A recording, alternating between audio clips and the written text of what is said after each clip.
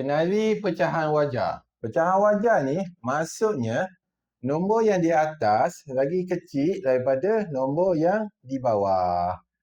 Nombor yang di atas ni kita panggil pengangka, nombor yang di bawah kita panggil penyebut. Contoh yang kat sini kita bagi 3/4. 3/4 ni maksudnya macam ni. Ada 4 biji buah apple kat sebelah sini. 3 daripada 4 biji ni warna merah. Jadi kita akan sebut 3/4. Maksudnya 3 biji daripada 4 biji buah apple yang kat sini warna merah. Jadi kita akan tulis macam ni lah. 3/4. Yang ni pecahan wajar lah sebab dia nombor yang di atas lagi kecil daripada nombor yang di bawah.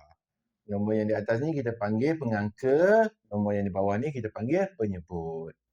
Contoh lain, kita ada 1/2.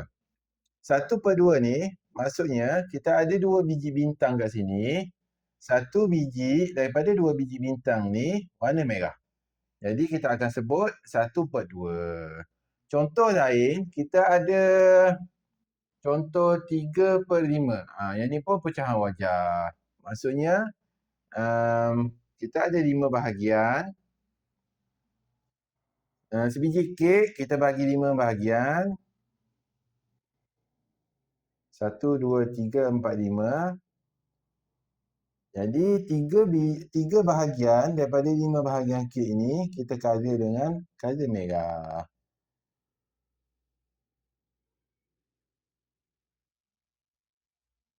Okey, jadi kita akan sebut 3/5. 3 bahagian daripada 5 bahagian warna merah. Jadi kita akan sebut 3/5. Yang 3 ni pengangka lah. Yang 5 ni kita panggil dia penyebut. Jadi 3/5. Contoh lain kita boleh bagi 11/13. Yang ni contoh 11/13. Nombor yang di atas 11 lagi kecil daripada nombor yang di bawah.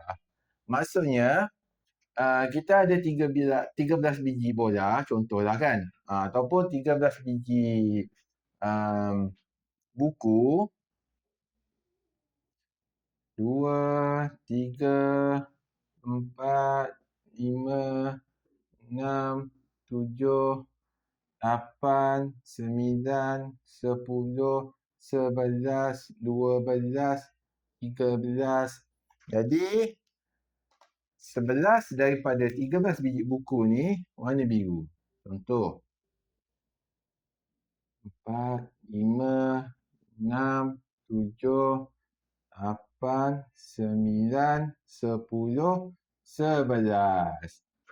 Jadi itulah maksud dia. Maksud 11 daripada 13.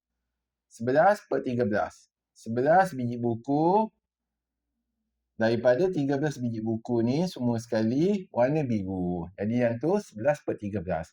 Yang tu adalah contoh pecahan wajar. Jadi ingat, pecahan wajar ni maksudnya nombor yang di atas lagi kecil daripada nombor yang di bawah. Nombor yang di atas ni kita panggil pengangka, yang di bawah ni kita panggil penyebut.